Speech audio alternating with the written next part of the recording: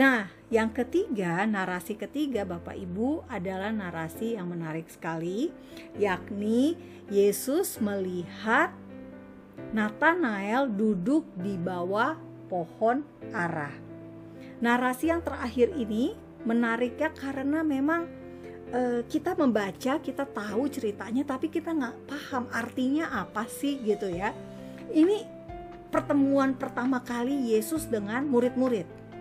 Filipus mengajak Natanael untuk ayo ikut dia. Kita akan lihat Yohanes 1 ayat 45 sampai 51. Kita baca supaya Bapak Ibu tidak salah paham. Filipus bertemu dengan Natanael dan berkata kepadanya, "Kami telah menemukan dia yang disebut oleh Musa dalam kitab Taurat dan oleh para nabi, yaitu Yesus anak Yusuf dari Nazaret." Jadi poinnya adalah Yesus ada di kitab Taurat. Kata Natanael kepadanya, "Mungkinkah sesuatu yang baik datang dari Nazaret?" Kata Filipus kepadanya, "Mari dan lihatlah." Yesus melihat Natanael datang kepadanya, lalu berkata tentang dia, "Lihat, inilah seorang Israel sejati. Tidak ada kepalsuan di dalamnya." Jadi Yesus yang berkata, "Lihat, inilah seorang Israel sejati." Kata Natanael kepadanya, "Bagaimana engkau mengenal aku?" Kan Yesus sama Natanael belum ketemu. Jawab Yesus kepadanya, "Sebelum Filipus memanggil engkau, aku telah melihat engkau di bawah pohon ara." Kata Natanael kepadanya, "Rabi, engkau anak Allah. Engkau raja orang Israel." Jadi baru ketemu pertama kali aja Natanael sudah bisa memproklamasikan, mendeklarasikan identitas Yesus. 1, Rabi. Rabi apa? Guru. Teacher. Engkau anak Allah. Dan yang ketiga, engkau raja orang Israel. Gara-gara hanya Yesus bilang, "Saya lihat engkau ada di bawah pohon ara." Luar biasa ya. Nah, Yesus menjawab katanya, "Karena aku berkata kepadamu, aku melihat engkau di bawah pohon ara, maka engkau percaya. Engkau akan melihat hal-hal yang lebih besar daripada itu." Lalu kata Yesus kepadanya, "Aku berkata kepadamu, sesungguhnya engkau akan melihat langit terbuka dan malaikat-malaikat Elohim turun naik kepada anak manusia." Nah, jadi Bapak Ibu, ini narasi yang menarik sekali karena memang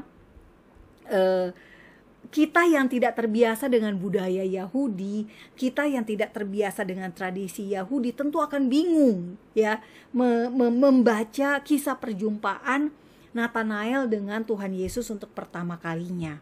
Nah, tetapi untungnya kita bisa mempelajari, kita bisa mengenali tradisi-tradisi Yahudi pada masa Yesus hidup kala itu ya, sehingga kita juga dapat memahami konteks Alkitab, konteks kisah-kisah Alkitab. Bapak Ibu, sebelumnya pada video kedua tentang 3 pohon yang menjadi simbol Israel, saya menyampaikan ada satu ayat, yakni dari 1 Raja-Raja 4 ayat 25 yang tertulis, "Sehingga orang Yehuda dan orang Israel diam dengan tentram, masing-masing di bawah pohon anggur dan pohon aranya, dari Dan sampai Beersheba seumur hidup Salomo."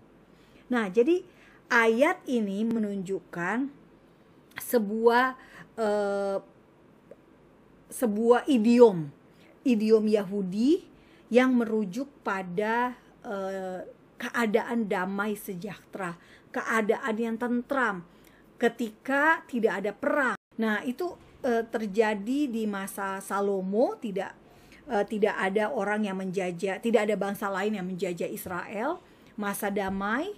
Dan di masa damai itulah orang-orang Yahudi, disebutkan orang-orang dari Yehuda dan orang Israel bisa duduk di bawah pohon anggur dan di bawah pohon aranya. Nah, tetapi ada pula di ayat di Sakaria,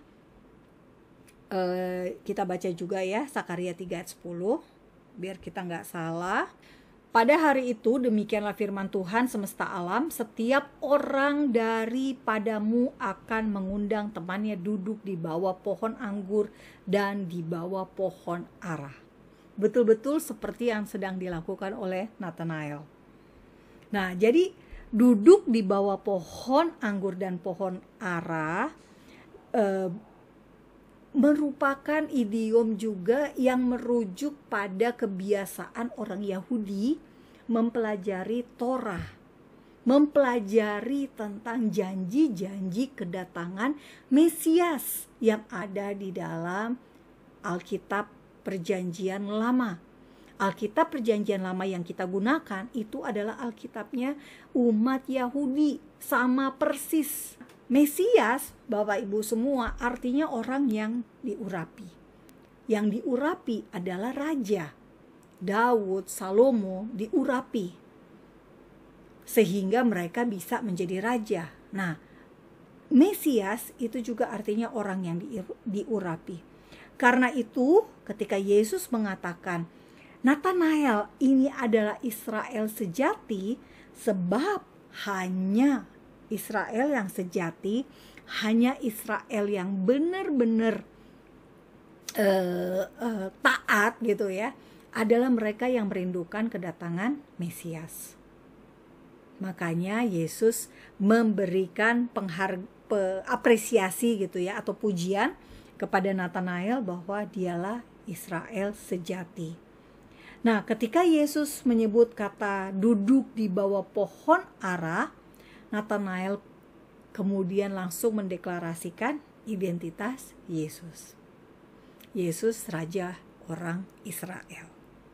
Bahkan kalau kita baca di ayat 50 dari Yohanes 1, Yesus mengatakan bahwa akan melihat hal-hal yang lebih besar lagi. Tentu saja Bapak Ibu semua kita tahu, Nathanael belum tahu ya pada saat itu, tetapi kita tahu bahwa Yesus nanti akan datang sebagai raja, bukan saja hanya raja Israel. Sebagai raja Israel, tetapi raja atas seluruh raja atas seluruh bumi, King of Kings. Kita akan melihat bagaimana Yesus berkuasa. Tapi kita tidak akan masuk ke situ pembahasannya. Tetapi saya hanya ingin menyampaikan idiom masyarakat Yahudi pada masa itu adalah orang-orang yang belajar Torah, belajar Taurat, belajar janji-janji tentang penggenapan kedatangan Mesias. Dan tentu saja kita tidak perlu duduk di bawah pohon ara, karena kita sudah melihat Yesus sudah datang. Yesus adalah Mesias Yahudi yang dinanti-nantikan oleh orang Yahudi, tetapi mereka belum melihatnya. Mereka belum mengenal Yesus sebagai Mesias.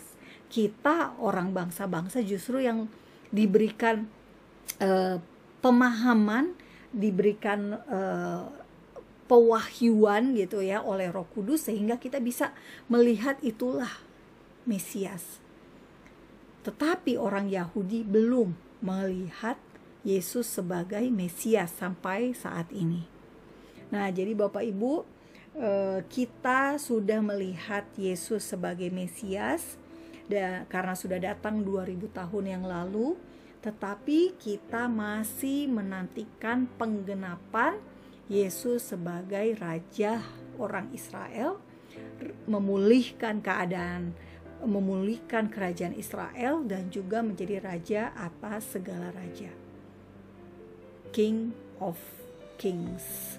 Jadi ini yang bisa saya bagikan. Semoga Bapak Ibu bisa melihat perbedaan antara narasi Yesus mengutuki pohon ara di Matius, di Markus, dan juga tentang narasi Nathanael duduk di bawah pohon ara. Bapak Ibu, saya berharap 3 contoh ini bisa menambah kedalaman pengetahuan Bapak Ibu tentang Alkitab, dan kita semakin rindu menyambut kedatangan Tuhan Yesus yang kedua kali. Terima kasih. Salam damai dari Fakta Israel.